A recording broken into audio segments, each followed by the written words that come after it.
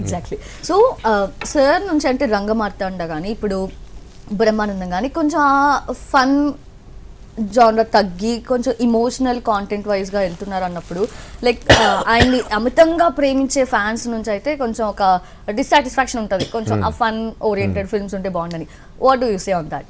లేదండి, అంటే ఆయన చేయని ఫన్ రోల్స్ ఏమున్నాయి, చేశారు, థౌసండ్స్ ఆఫ్ ఫిల్మ్స్ చేశారు. వాళ్ళకి కూడా తెలుసా ప్రేక్షకులకు కూడా ఎప్పుడు చేసినా బాగుంది బాగుంది అంటారు కానీ ఈ మధ్య కొంచెం బాగాలేదురా అని మనం అనిపించుకునేదాకా మనం వెళ్ళకూడదు.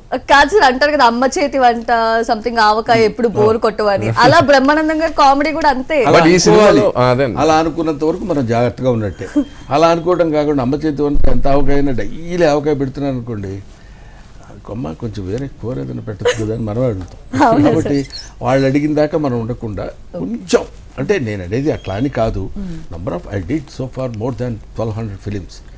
ఇంకా కొంచెం ఒక డిఫరెంట్ వేలో వెళ్ళి ప్రేక్షకుల్ని ఇంకా కొంచెం మనం అదే బ్రహ్మానంద గారు ఇది కూడా బాగా చేశాడు అని అనిపించుకోవడం కోసం ట్రై చేసి ఈ జోనర్లో కూడా వెళ్ళి ఇక్కడ కూడా బాగా చేస్తున్నాడు.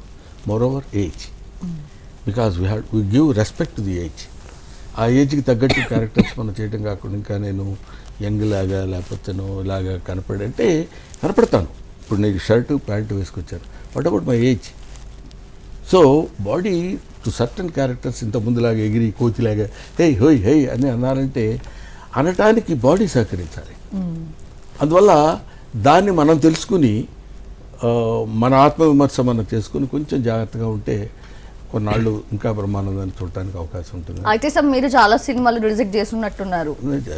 అంటే ఇప్పుడు ఎవరిని అడిగితే చాలా సినిమాలను రిజెక్ట్ చేశాను అని సెలెక్టివ్గా చేస్తున్నాను అని సెలెక్టివ్గానే చేస్తున్నాను. ఎలా కన్విన్సింగ్గా ఎలా చెప్పగలుగుతారు సార్? అంటే ఒక ఫిల్మ్ని లేదులే నేను చెయ్యనులే అనేది ఆ చెప్పడం అనేది ఎంత కన్విన్సింగ్గా చెప్పాలో కదా సార్. కన్విన్సింగ్గా ఏముందండి, కన్విన్సింగ్గా చెప్పి వాళ్ళ దగ్గర జాగ్రత్తగా ఉండాలి, లేకపోతే అలాగా జీవన విధానం ఎలా బతుకుతామో అది కాదు కదా వాళ్ళ స్టేజ్. బాగాలేనప్పుడు నాన్న బాగాలేదు ఏమనుకోదు, బాగాలేదు అని వాళ్ళకి చెప్పకుండా బాగుంది కానీ ఈ టైంలో ఈ క్యారెక్టర్స్ నేను చేస్తే ఎవడు నవ్వుతాడు, నవ్వకపోగా పైగా బ్యాడ్ లైన్ కూడా వస్తుంది, ఈ డబుల్ మీనింగ్ డైలాగులు ఇట్లాంటివన్నీ చెప్పలేనమ్మా ఏమనుకోవద్దు ప్లీజ్ అని చెప్పేస్తాం. ఏమవుతుంది?